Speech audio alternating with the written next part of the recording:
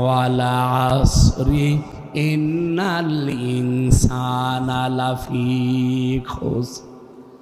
আসরের নামাজের কসম, অথবা সময়ের কসম, অথবা ইতিহাসের কসম, কালের কসম, যুগের কসম, আল্লাহ কসম দিয়েছেন। কেন?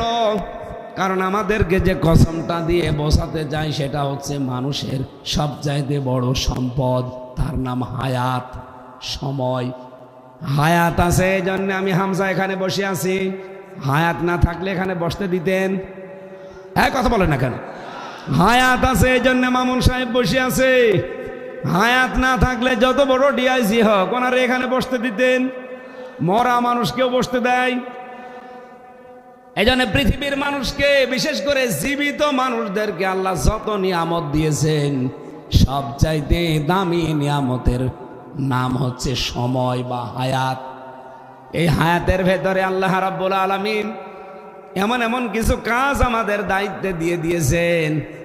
এই কাজগুলো যদি মানুষ না করতে পারে, আল্লাহর ভাষায় সে মহা ক্ষতির ভেতরে ডুবে আছে।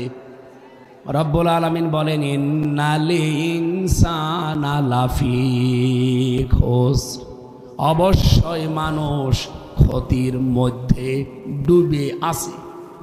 ক্ষতির উপরে ভাসতেছে তা না, ক্ষতির মধ্যে ডুবে আছে। এই বাংলাদেশে একটা আজব সিস্টেম আমরা দেখি। আল্লাহ বলেন ক্ষতির ভেতরে মানুষ ডুবে আছে, আমরা দেখি বহু মানুষ লাভকে ক্ষতি মনে করে আর ক্ষতিকে লাভ মনে করে। মনে করেন আজকে আজহার ভাই পরীক্ষা দিয়েছে, ম্যাট্রিক পরীক্ষা। পরীক্ষার হলে লিখতেছে, শুধু নাম লিখেছে আর রোল নাম্বার, একেবারে সাদা খাতা। হেড স্যারের কাছে এসে বলছে, নেন। স্যার বলছে, কিছুই তো লেখনি। বলছে, স্যার কি লিখবো? মাজার দিকে তাকান, তাকিয়ে দেখে কি নল। নল চেনেন? এ দেখে বলছে যে, বাবা তুই চলে যা, তোরা লেখা লাগবে না, তোর মার ঠিক পেয়ে যাবি। রেজাল্ট যেদিন বের হয়েছে ওই দিন দেখা যাচ্ছে পেয়েছে 100-র ভেতরে 90। ওনার মা বাবা খুশি, আত্মীয় স্বজন সবাই খুশি যে ছেলে একটা কোনোদিন ক্লাসে যায় না, লেখাপড়া করে না। শুনলাম নাকি শুধু নাম আর রোল নাম্বার লিখেছে, এতেই নাম্বার কত? আরো জোরে বলেন। শরীয়তপুরবাসী, তামাম পৃথিবীর মানুষ যদি বলে ওনারে সফল, আপনার বিবেক থাকলে আপনাকে বলা লাগবে উনি বিফল। আরো জোরে বলেন। আমাদের ঝন্টু সাহেব পরীক্ষা দিয়েছে, কারো তা দেখে না, কারো লেখে না, শুধুমাত্র যতটুকু যোগ্যতা লিখেছে, নকলও করে না, কাউকে দেখায়ও না। শেষ পর্যন্ত পরীক্ষার রেজাল্ট বের হয়ে পেয়েছে মাত্র 33। কত? মানে 10-20 পাস। ওনার মা বাবা নারাজ, ওনার ভাই বোন নারাজ যে করলি কি, এত কষ্ট করে তোর পেছনে শ্রম দিলাম, প্রাইভেট পড়ালাম, ও না পড়ে 100-র ভেতরে 90 পায়, আর তুই 33। তামাম পৃথিবীর মানুষ যদি ওনারে বলে ব্যর্থ, ওনারে দিয়ে কিচ্ছু হবে না, বিবেক থাকলে আপনারে বলা লাগবে ওইটাই সফল।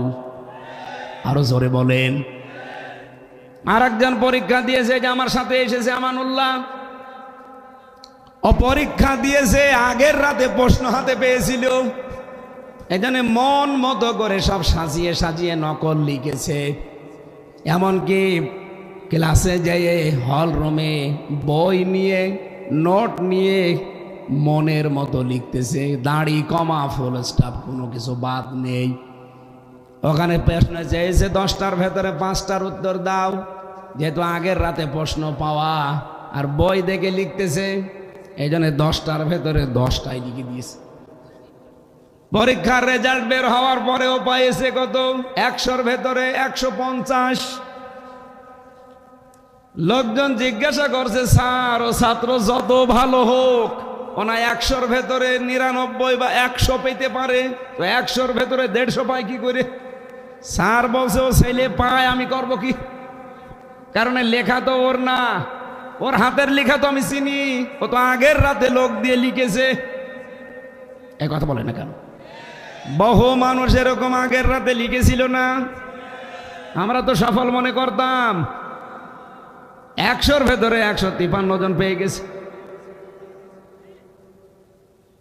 ও ছেলের লিখা আমি চিনি, ওর পড়াশোনার দৌড় জানি, ও তো নিজের লিখানা লোক দিয়ে লিখিয়েছে। একটা দাড়ি কমা ফুল স্টপ কিছু বাদ নেই, আমি কাটবো কি করে? প্রতিটি প্রশ্নে 10 নাম্বার করে দেওয়ার কথা, সেখানে খুব বেশি হলেও নাই 50 নাম্বার পাবে। এখানে ও 10টাই লিখেছে, আমি 100 দিয়ে ফেলেছি। আরো বাকি সব মিলে আরো 50। আমার কিছু করার নেই।